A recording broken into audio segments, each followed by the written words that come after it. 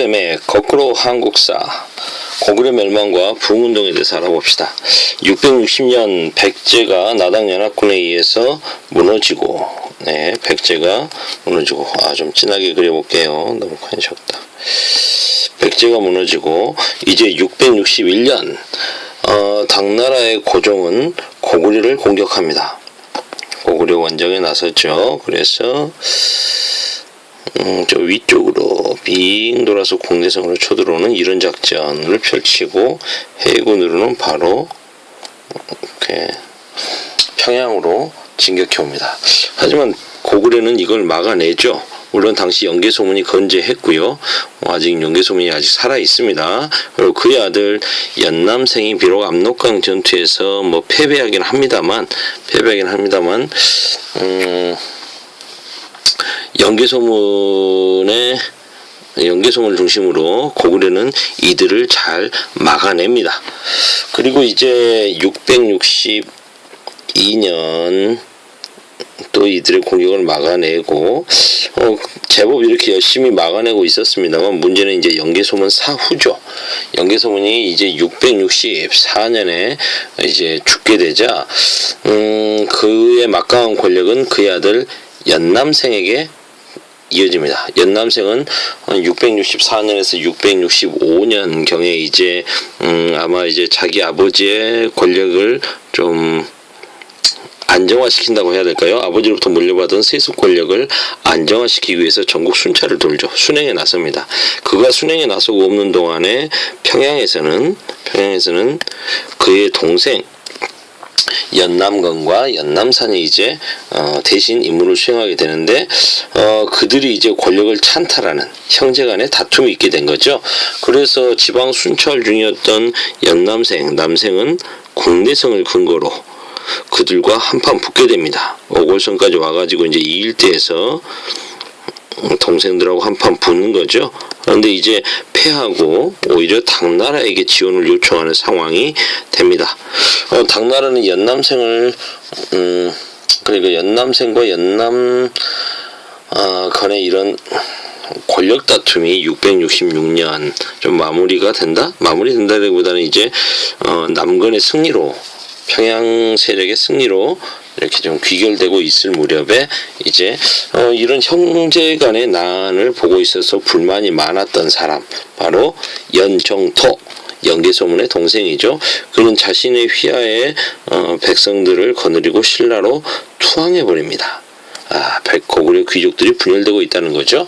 그리고 이제 연남생은 당의 앞잡이가 되어서 오히려 고구려 멸망을 재촉하게 되는데요. 당나라가 이제 쳐들어옵니다. 쳐들어와서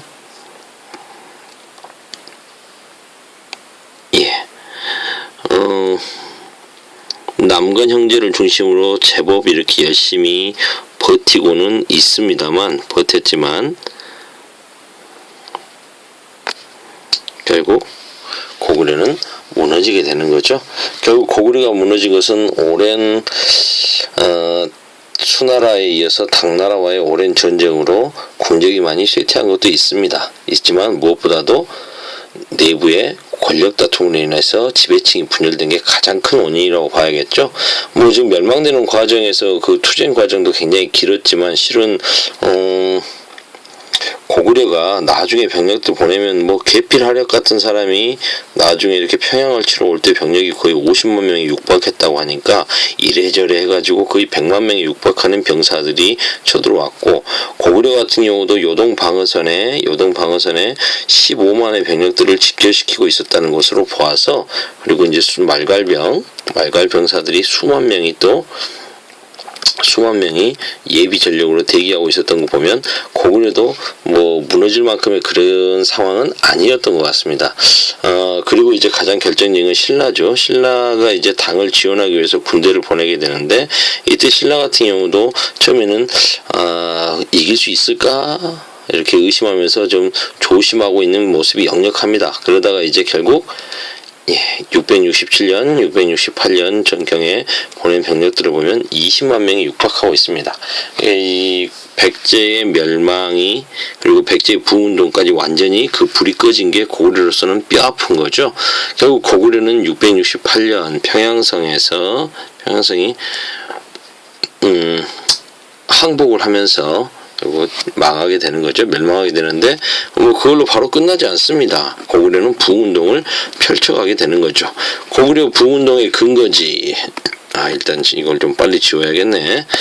고구려 부운동의 근거지는 요동에 있던 오골성과 그 다음에 황해도 제일령에 있는 한성입니다. 이곳에서는 고연무라고 하는 사람 고씨 왕족 출신이겠네요. 귀족 이 사람이 이제 오골성에서는 저항운동을 펼치고 있었고, 그리고 이제 뭐 그 망할 때까지도 무너지지 않았던 안시성 이런 세력들을 중심으로 이렇게 일단의 고구려 세력들이 저항을 하고 있었고요. 이쪽에서는 건무잠이라고 하는 사람이 뭐 보장왕의 서자라고도 하는데 이제 왕족 출신이었던 것 같아요. 안승을 왕으로 모시면서 고구려국을 세우죠. 이들은 이제 당나라군과 싸우면서 그리고 또 나당 전쟁 과정에서 신라에 협조를 하면서 한때 이렇게 안동 도읍을 협박할 정도로까지 세력이 커집니다. 하지만 이제 안승이 건무잠을 죽이고 신라에 투항하면서 고구려 부운동은 막을 내리게 되죠.